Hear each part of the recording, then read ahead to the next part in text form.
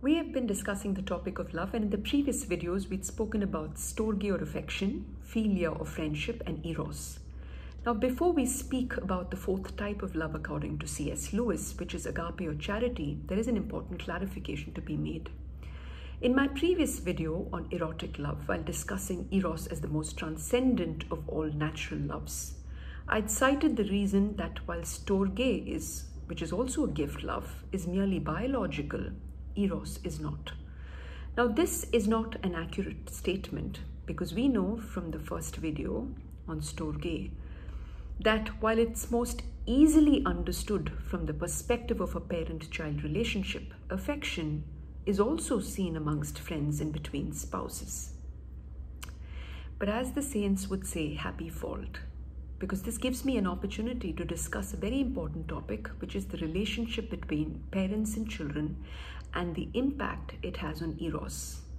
But before we do so, it's also important to consider other contributing factors to an untamed Eros. Firstly, consider the case of young adults or adolescents who come under enormous peer pressure when they go off to college and perhaps make decisions which become a part of their lifestyle. This can be a contributing factor to an untamed Eros. Secondly, children may be raised in families where they're lavished with love and affection, but may not be given a moral compass. So they may have a vague idea with regard to the destination, but may not have the guide as to how to get there. So a lack of proper moral formation in families could also be a contributing factor to an untamed Eros. Thirdly, it's the culture itself that could have an impact on Eros. And I'd like to illustrate this by way of an example. And this dates back to the 80s. My brother was a huge fan of Ivan Lendl, and for those of us who are aware, he was a professional tennis player, a top-seeded tennis player who had won several Grand Slam titles. And I distinctly remember my brother had several posters of his, and I'd asked him why he was such a fan. And his reply was, this guy is on top of his game and, his technique is fantastic. But that apart, he said he'd read up and he found out that this guy had a really good character, had impeccable behavior on court.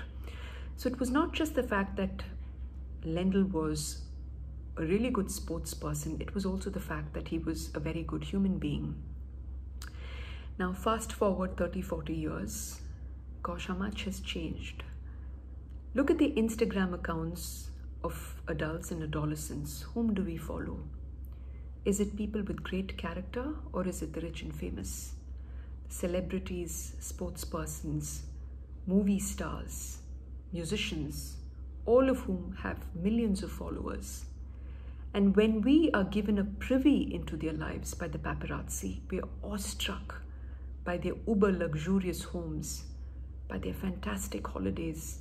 In short, the fact that they're having a whale of a time. Who cares about morality? So the culture itself can have an impact on Eros, because anything goes.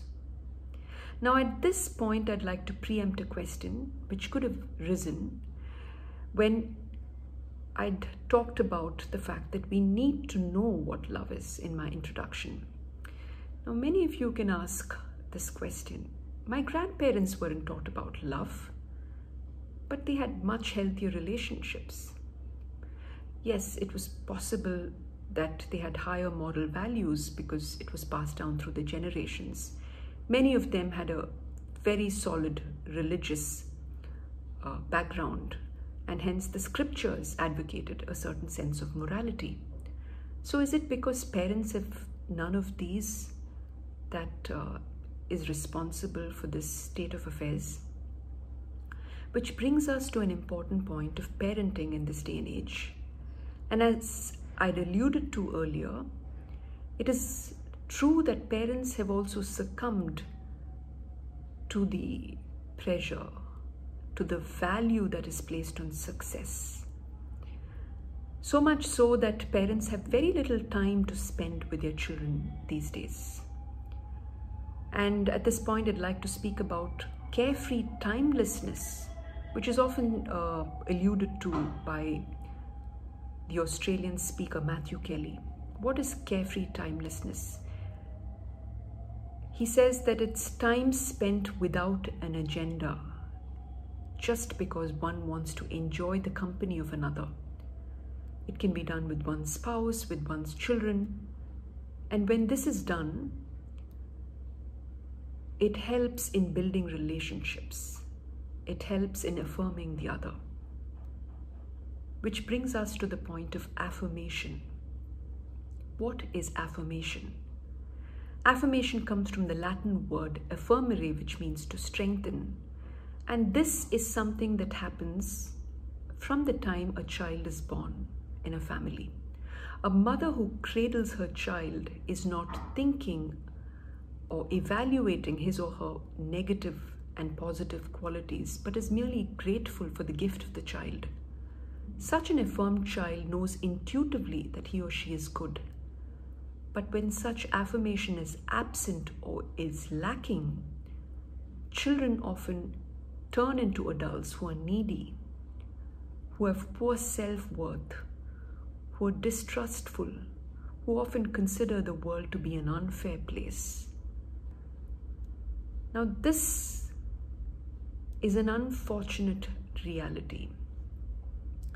The fact that parents have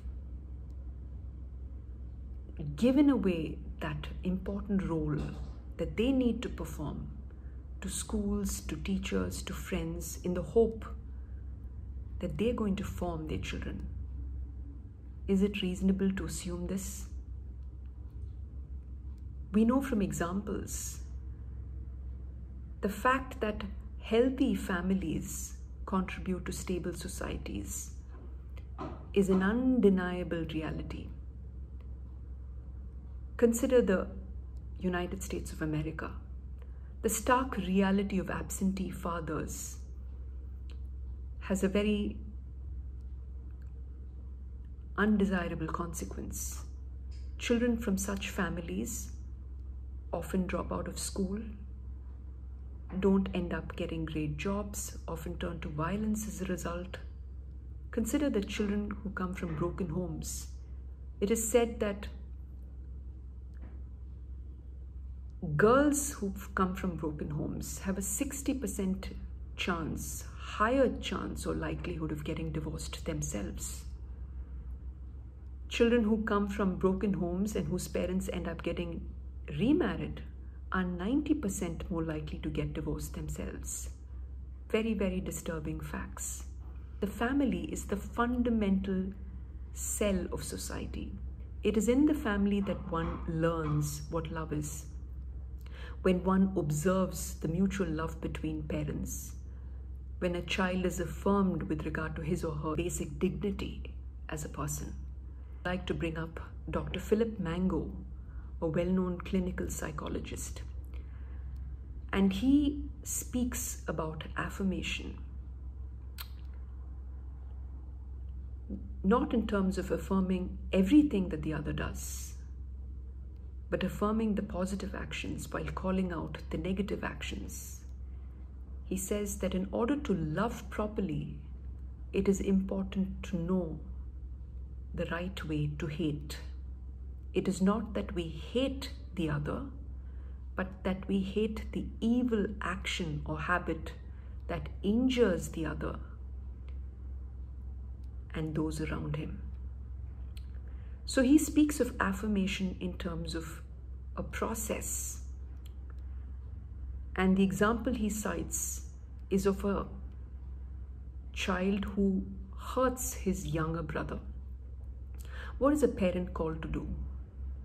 The parent is called to label such a behavior as being destructive or being cruel. So it's the action itself that's labeled and not the child. Then the parent, he says, ought to sit down with the child and express the disappointment that the parent feels on account of such a behavior. And thirdly, he says that a just punishment ought to be meted out, commensurate for such an action. And when the child is finally done crying or being emotional, he says the parent needs to explain to the child that everyone is prone to being jealous or angry or whatever the case may be, but that all of us are equally capable of being loving and good. When this process happens, he says that it helps to build empathy. It helps the child to build identification with others. In short, it helps to affirm the child. I'd like to introduce you at this point to a book that I chanced upon, a book that was quite significant in my own personal life because it helped me understand those who are unaffirmed. The book is called Dibs in Search of Self, written by author and clinical psychologist Virginia Axline. It's a real-life story, and the names have been changed to protect the identity of the people. But the protagonist is a young boy who goes by the name of Dibs, all of 5 years of age, who's been in a school for 2 years and whose behavior has been intolerable to his teachers, to the psychologist at school, and to the pediatrician. But what is perplexing is that Dibs displays dysfunctionality, as in he's found crawling under tables, hurting his classmates, often reclusive, not participative, but at the same time exhibits superior intelligence on occasion. It's at this point that Virginia Axline is brought in to observe him and to possibly offer help. She knows the history of Dibs. Dibs belongs to an elite family. His father is a well-known scientist, and through play therapy interactions with the mother, who finally confesses that Dibs was put through enormous pressure right from the time he was 2 years of age to read, to learn, in short, to achieve. He was made to feel that if he accomplished tasks, he was worthy of love, and if he didn't, he was unworthy of love.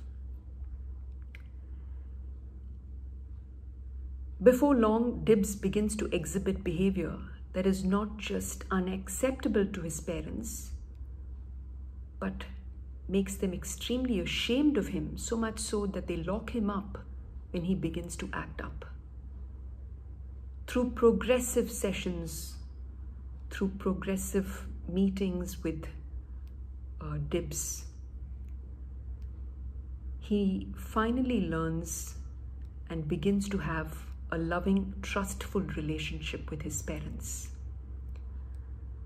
10 years later, Virginia Axline receives a letter, or rather a friend of hers who works in a school for gifted children shares a letter with Virginia, not knowing of her relationship with Dibs, but just to illustrate the courage of a young child, all of 15 years of age.